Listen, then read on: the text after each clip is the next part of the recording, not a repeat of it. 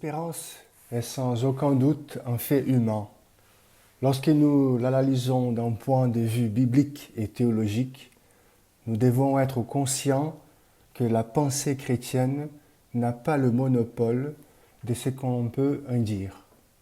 Cela ne signifie pas pour autant que la réflexion biblico-théologique n'ait rien à dire et contribuer à une réflexion sur l'espérance.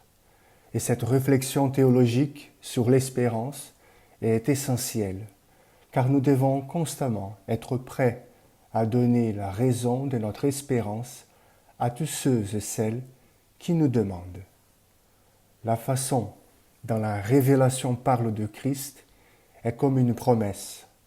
En tant qu'autocommunication des dieux, de définitif, la révélation n'est possible que dans le mode de la promesse.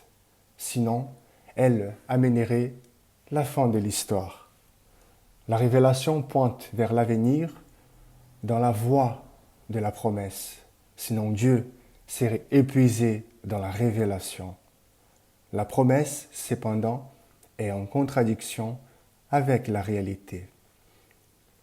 Ainsi, l'espérance et la promesse chrétienne ont leur fondement dans le Christ ressuscité. C'est le premier point, la primauté de toute réflexion théologique. Le Christ est le premier et le dernier, l'alpha et l'oméga. Il est l'eschaton. Il contient le passé et l'avenir dans un présent éternel, absorbant toutes les joies et peines humaines.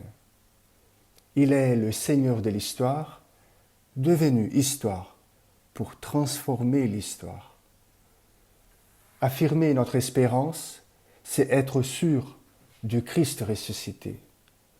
Pour cette raison, nous voulons comprendre cette nouvelle voie vivante proposée par Jésus le Christ pour l'humanité, dans une tentative d'affirmer avec foi notre espérance dans l'amour de Dieu. Par conséquent, lorsque nous théologisons sur le Christ ressuscité, le fondement de la foi, de l'espérance et de l'amour chrétien, nous avons l'intention de couvrir à la fois ce qui est attendu, mais aussi l'acte d'attendre, d'espérer. De cette façon, le christianisme aura en l'eschatologie quelque chose qui lui est intrinsèque, qui mobilise toute la foi chrétienne, comme une tendance en avant et pour cette raison même, la rénovation et la transformation du présent. Cela ne se produit que parce que la foi chrétienne vit de la résurrection de Christ crucifié et s'étend vers les promesses de retour universel et glorieux du Christ, sa parousie. De cette façon, l'espérance chrétienne sera fondée sur la foi, mais c'est l'espérance qui maintient la foi et la solidifie. Ainsi, l'espérance chrétienne parlera de Jésus le Christ, de son avenir, car il connaît la réalité historique de la résurrection et annonce l'avenir du ressuscité. Cet avenir vient contre notre présent. C'est l'avènement de l'espérance. Ainsi, le Christ est notre espérance. Il est le protagoniste de toute histoire. Sa résurrection devient quelque chose de fort, d'incompréhensible aux yeux humains, réalisé uniquement par la foi. C'est pourquoi nous affirmons qu'il est le fondement de l'espérance chrétienne. Cependant, l'espérance pour le Christ ressuscité n'est pas une échappatoire à la réalité du monde. Le ressuscité est le crucifié et cette identité est ce qui soutient notre espérance, ouvrant l'horizon de notre résurrection. En ces moments, toutes les promesses de Dieu sont remplies. Les royaumes éclatent et l'avenir du Christ finit pour éclairer toute la réalité humaine.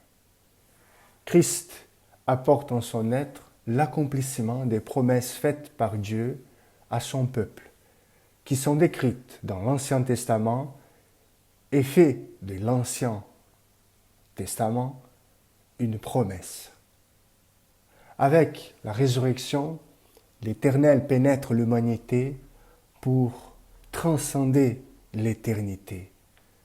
Par son identité, le Christ ressuscité nous apporte son avenir, ce qui est transcendant, sa gloire nous mène à quelque chose de plus grand, que nous n'avons pas encore accompli, mais que nous pouvons déjà espérer.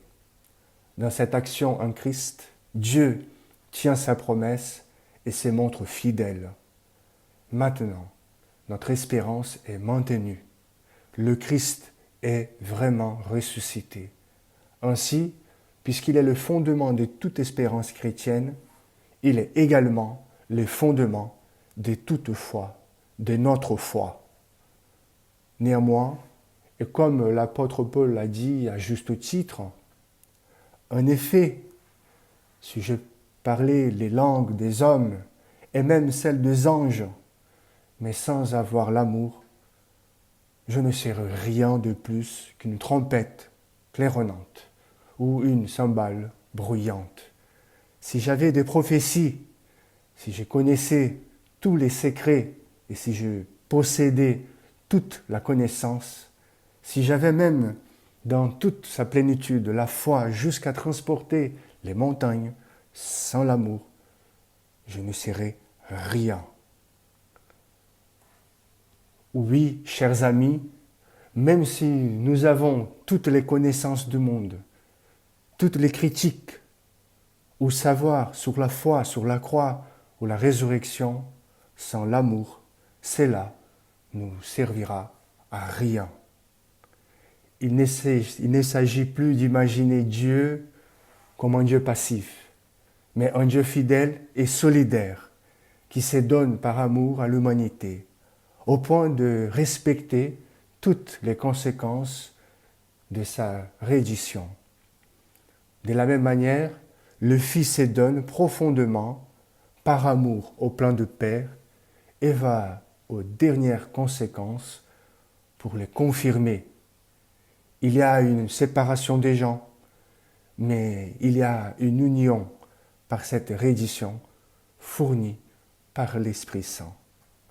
Cette théologie de l'abandon apparaît déjà chez Paul. Dans la lettre aux Romains relative au Père, il a livré pour nous. Et dans Galates, lié au Fils, qui m'a aimé et s'est livré pour moi. Et dans l'évangile de Jean, car Dieu a tant aimé le monde qu'il a donné son Fils unique. Cela démontre de la manière la plus concrète le contenu de l'amour agape, un amour engagé et libérateur, donc plein d'espoir. Ce n'est que pour cette raison que le mystère de la vie de Jésus devient un mystère salvateur.